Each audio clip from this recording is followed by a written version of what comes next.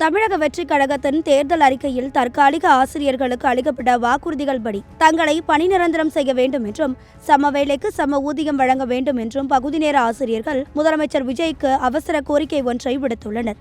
தமிழக வெற்றிக் கழகத்தின் தேர்தல் அறிக்கையில் தமிழ்நாடு ஆசிரியர் பாதுகாப்பு சட்டம் கொண்டுவரப்படும் என்றும் தற்காலிக ஆசிரியர்களில் 5 ஆண்டுகளை நிறைவு செய்தவர்கள் அனைவரும் பணி நிரந்தரம் செய்யப்படுவார்கள் என்றும் உறுதியளிக்கப்பட்டிருந்தது. மேலும் தற்காலிகமாக பணியாற்றும் காலத்திலும் நிரந்தர ஆசிரியர்களுக்கு இணையாக சம வேலைக்கு சம ஊதியம் வழங்கப்படும் என்றும் தாவேகா உறுதியளித்திருந்தது.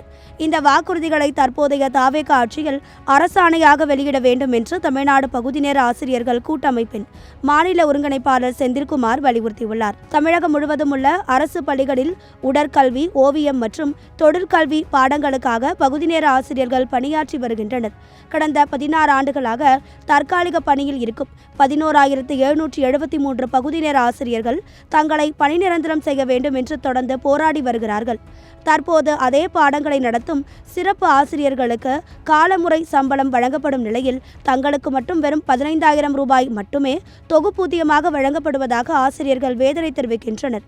இந்த 11,773 தற்காலிக பணியிடங்களை நிரந்தர பணியிடங்களாக மாற்றி அதற்கான நிதி ஒதுக்கீடு செய்வது அரசின் கொள்கை சார்ந்த முடிவாகும்.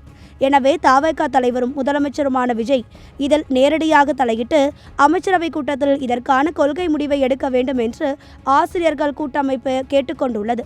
இதில் 50%க்கும் அதிகமானவர்கள் பெண்களாகவும் பலர் ஓய்வு பெறும் வயதை நெருங்கிக் கொண்டிருப்பதாலும் வறுமையில் தவிக்கும் இவர்களின் வாழ்வாதாரத்தை காக்க முதல்வர் விஜய் உடனடியாக புதிய உத்தரவை பிறப்பிப்பார் என எதிர்பார்ப்பு எழுந்துள்ளது.